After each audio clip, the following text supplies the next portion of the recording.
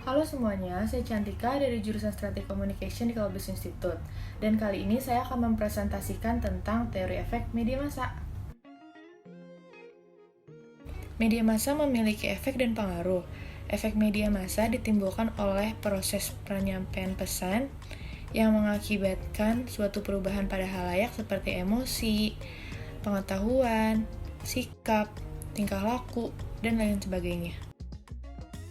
Teori efek media massa yang saya gunakan adalah teori uses and gratification atau penggunaan dan pemenuhan kepuasan.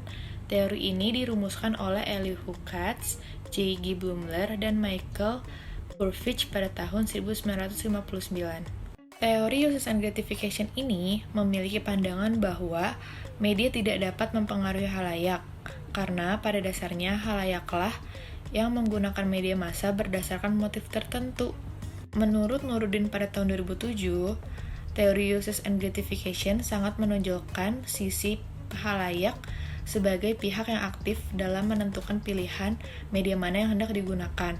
Dalam teori ini juga menekankan bahwa halayak aktif untuk menentukan media sesuai dengan kebutuhannya. Di dalam teori uses and gratification terdapat beberapa motif dan asumsi. Motifnya adalah sebagai informasi, yaitu mencari tentang berita atau informasi terkait kondisi lingkungan sekitar. Yang kedua, identitas pribadi, yaitu mengidentifikasi diri dengan nilai-nilai dalam media. Yang ketiga, interaksi sosial, melakukan interaksi sosial kepada orang sekitar. Lalu yang terakhir adalah hiburan, memperoleh kenikmatan jiwa serta melepaskan diri dari segala permasalahan. Selanjutnya adalah asumsi dasar teori uses and gratification, yaitu halayak memiliki motivasi dan tujuan. Halayak secara aktif memilih dan menggunakan media sesuai dengan kebutuhan. Media harus pandai bersaing agar mendapatkan perhatian oleh halayak, dan halayak memiliki alasan mengapa mereka menggunakan media tersebut. Berikut ini merupakan salah satu contoh kasus dalam teori uses and gratification di kehidupan sehari-hari. Judulnya adalah, "Kamu nggak terlalu tua buat nonton film kartun." Ketika Caca sedang merasa lelah setelah menjalani aktivitas harian, sudah menjadi kebiasaannya untuk menonton film kartun atau animasi di media internet atau televisi. Seringkali temannya bertanya kepada dia, "Kamu tidak terlalu tua buat nonton film kartun? Kan masih ada genre lain, seperti komedi, romantis, drama, dan lainnya." Menurut pendapat banyak orang, film animasi atau kartun hanya ditujukan untuk anak kecil saja. Tetapi, beda halnya dengan Caca. Dia tetap memilih genre kartun untuk dapat memberi hiburan ketika sedang merasa lelah meskipun dia bukan anak kecil lagi.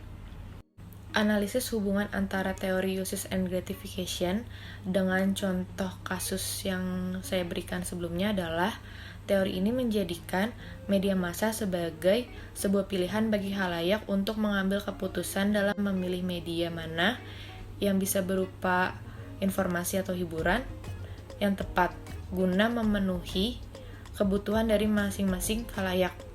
Pada kasus tersebut, halayak memiliki persepsi tersendiri tentang film kartun. Meskipun pilihan pada genre film sangat banyak jenisnya, akan tetapi halayak tetap memilih tayangan animasi atau kartun karena menurut dia, tayangan tersebut dapat memenuhi kebutuhannya. Presentasi ini dapat disimpulkan bahwa media massa telah banyak memberikan efek bagi halayak, baik berupa emosi, sikap, tingkah laku, dan lainnya. Teori uses and gratification merupakan salah satu dari contoh teori efek media massa, di mana teori ini memberikan efek bagi halayak yang aktif sehingga halayak secara terus-menerus menggunakan media massa tersebut berdasarkan dengan kebutuhannya. Dalam contoh kasus yang sebelumnya, halayak memilih genre kartun karena dia merasa sesuai dengan kebutuhan dan motif yang diinginkan, dan media hanya dijadikan sebagai opsi pilihannya saja. Kemudian dalam teori uses and gratification ini, media dituntut untuk lebih kreatif agar dapat menarik perhatian dari halayak. Sekian presentasi dari saya, semoga dapat memberikan manfaat. Terima kasih.